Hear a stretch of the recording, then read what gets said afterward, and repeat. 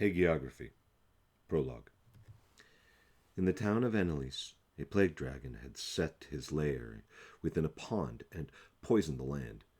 The people appeased the dragon by sending their children for it to eat. They chose by lottery. The king's daughter was chosen. A drunken sot, tormented by demons, and a violent man happened upon the pond that day. The princess bade him to flee, and hearing the wisdom of her words, he turned to flee. But so drunk was he that he tripped upon an upturned root and fell to the ground.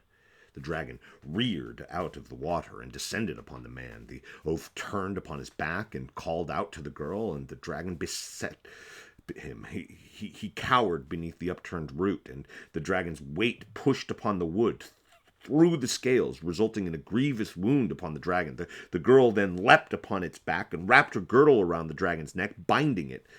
Together the two returned to the town, dragging the dragon behind them, and the man called out to the town, "If you consent to serve her," pointing to the girl, "I will slay the dragon before you."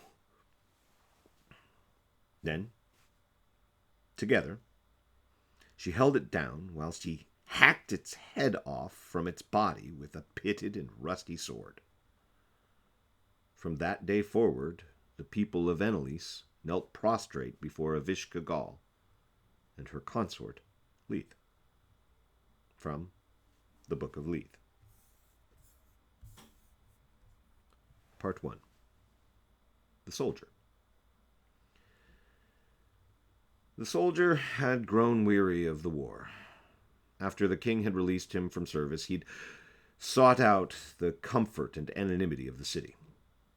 In his travels, he'd seen many wonders, from the floating castles of Excelsior to the volcanic slopes of Gehenna, but none were so fantastic as the wonders he beheld for the 2 weeks his regiment billeted in the city of Sigil. The Cage, as the city was known by its inhabitants, had portals to 1,000,000 worlds and planes across the multiverse. But of all the city's many marvels, the soldier wondered why the strange plant that climbed up the side of the spires that tipped the curved tenements of the neighborhood, called the brushstroke, had spines and edges that could pierce and slice flesh as well as any blade. The creeping vines of the stuff grew across the walls, an advancing army laying siege to the spire. Is the stuff carnivorous? Does it feast upon the splattered drops of blood it steals from unwary pigeons landing? Do the rats scurrying beneath its vines offer up their lacerations as sacrifice for cover? The soldier chided himself for the fool. Too often he falls into these reveries. He'd gotten himself lost again. He was in an alley between two of the district's theaters. The soldier was fond of the plays he'd seen, especially the ones about kings enraged by jealousy or made mad with thoughts of revenge. Such plays reminded the soldier of his general. On the battlefield, Mad Jack would stand like an actor in some ancient tragedy. The wild-eyed general seemed impervious to fire and shot that decimated the men around him, an unflinching king gazing upon his dominion of war. Damn, the soldier thought. Drifted away again. Focus. The visions of war had been incessant lately, haunting the soldier. Waking dreams that would leave him staring vacantly off into that reverie of terrible war. The alley led to a winding street. A signpost nailed to the building was scrawled with the common letters that read simply, Quill. In a few moments, the soldier stood before a ramshackle hut with nails of 100 different sizes holding it together. The number from the paper matched the one scrawled in wide black paint strokes across the door. So this must be the place. With little to lose, the soldier clapped in customary fashion. When no one answered, he crudely slammed his fist on the slats of the wood he took to be the door. After a bit, sounds could be heard from inside the shack. For a moment, the soldier worried the structure would collapse. Then a tiny voice called out from within. "Now, hold on." The voice seemed quite far away. "Just a moment." The soldier swore he heard the distant sound of footfalls upon marble, followed by mumbling of some kind. But when the door creaked open, it revealed a squalor and mess lorded over by a wrinkled little man with pointed ears, a diabolic smile, the brightest blue cape the soldier had ever seen, and pointed little horns jutting from its forehead. There was something familiar in the eyes. "Hello." The little man shoved his hand forward. "I'm Styx. Yes, just like the river. Come on in. Can I offer you something to drink? A bit of water? Tea? I might have some bread about."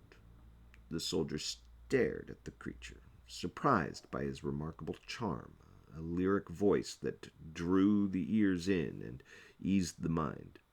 Not much of a talker, eh?" the little man said. "That's all right. You must be here for the work." The tilt of the creature's head reminded the soldier of the dogs his regiment took into battle with them whenever the hounds were perplexed. The soldier simply nodded. "Perfect. Have a seat." Styx gestured to a three-legged stool, battered and beaten by the ravages of time. "Those chevrons on your armor tell me that you're a veteran. Is that so?" The soldier's voice came up from a graveled pit within him. "Mad Jack's regiment." Surprised by the underlying pride in his own voice, the soldier barely noticed Styx's eyes light up. "Ah, ideal. Yes, ideal." Styx's eyes shifted back and forth, and then he leaned forward and began to whisper. "So, you've seen Godfall?" The question hung in the air. Quiet settled inside the tiny hovel. Godfall, the manifestation of a deity in corporeal form. The soldier was in the trench, his sword drenched in Sinian blood, the field of no man's land stacked high with the bodies of his friends and enemies, the fiery skies of Gehenna scorched red with volcanic fire. Then the fabric of reality tore open, an audible pop, and suddenly the terror only a god can bring. From a realm of clanging steel, Ares stepped onto the field, his visage a mask of utter battle lust, a towering warrior clad in armor, casting a shadow as only mountains do.